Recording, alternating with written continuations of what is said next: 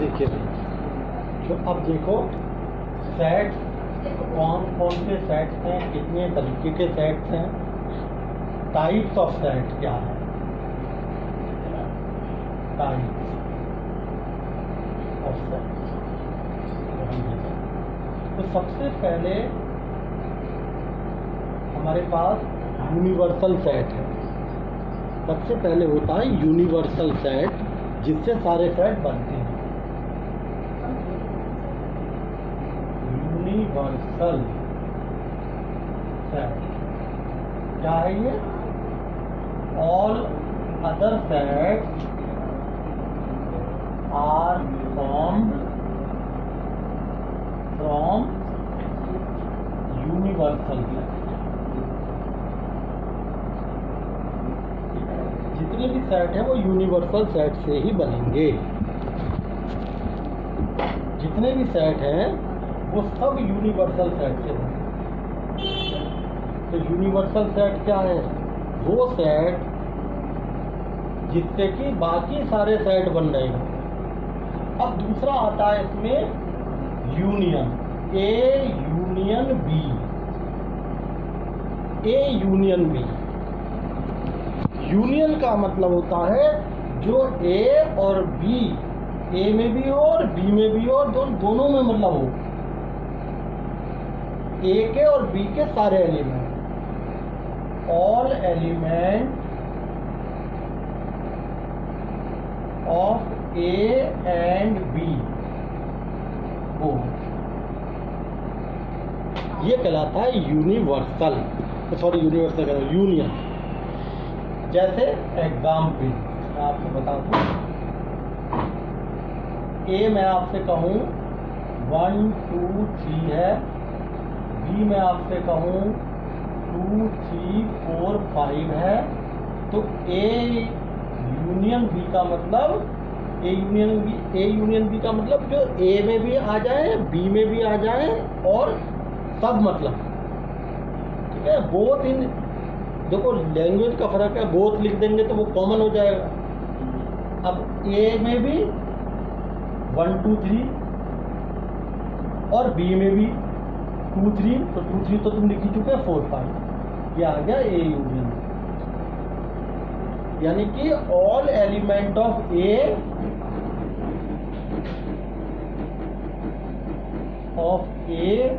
And B, A union B का मतलब ये हुआ कि सारे एलिमेंट ए के भी और आ जाएं और बी के भी आ जाएं।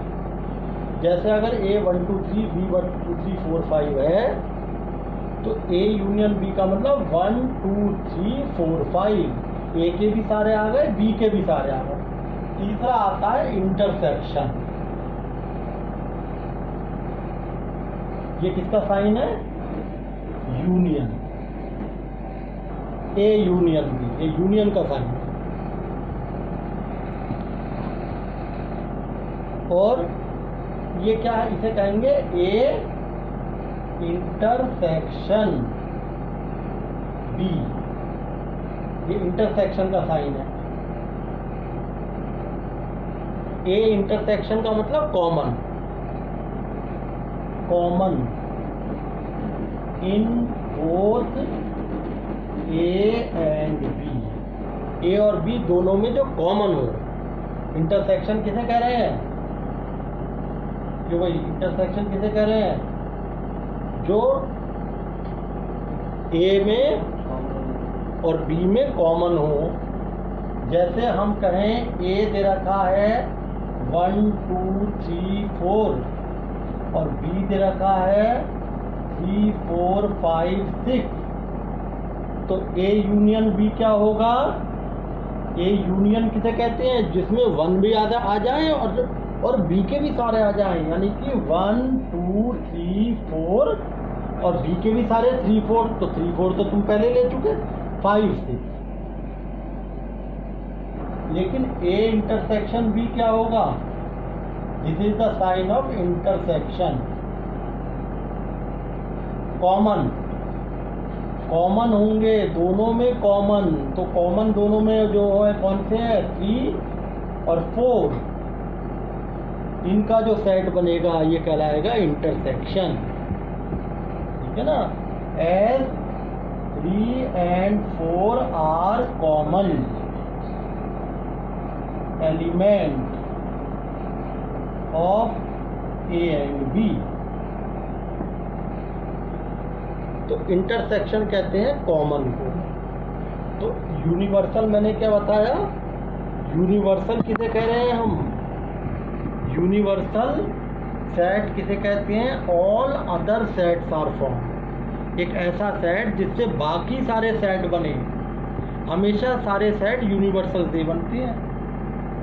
ए यूनियन बी, यूनियन का मतलब जिसमें ए और बी दोनों के सारे एलिमेंट आ जाएं, ए और बी दोनों के सारे एलिमेंट आ जाए, वो कहलाएगा ए यूनियन बी। जैसे ए आपके पास 1 2 3 है, बी आपके पास 2 3 4 5 है, तो ए यूनियन बी क्या हुआ, ए के भी सारे एलिमेंट आए और बी के भी आए। 1 2 3 और 2 3 क्योंकि तुम पहले लिख चुके तो 4 5, ये देखो 1 2 3 4 5 हो गया। अब इसमें ए के भी आ गए और बी के भी आ गए, all element of A and B. और ए इंटरसेक्शन बी का मतलब केवल कॉमन। तो कॉमन कौन से हैं ए और बी में, 3 4 कॉमन है, तो इसका मतलब इंटरसेक्शन बी 3 4। ये तो जनरली बात है। अब इसके बाद इसमें एक बड़ी इंपॉर्टेंट चीज है जो मैं बता रहा हूं। देखिए ए और बी, पहले चलो देखो, ए और बी, नोट ए और बी, इसका मतलब होता है ए यूनियन बी। लैंग्वेज में समझ लो, ए और बी लिख के भी आ सकता है, ए यूनियन बी भी आ सकता है, या फिर इसको कह सकते हैं आइदर ए और बी, और इसको कह सकते हैं एटलीस्ट। ये सारी लैंग्वेज है इसकी, वन ऑफ देम, कुछ भी आ जाए तो समझ लो यूनियन पूछा है। अगर लैंग्वेज में एटलीस्ट वन ऑफ देम कहा जाए, इसका मतलब भी ए यूनियन बी है। आइदर ए और बी कहा जाए, इसका मतलब भी ए यूनियन बी है। तो this is very important in term of language. जो आपको वर्ड प्रॉब्लम मिलेंगी वो ये लैंग्वेज में मिलेंगी।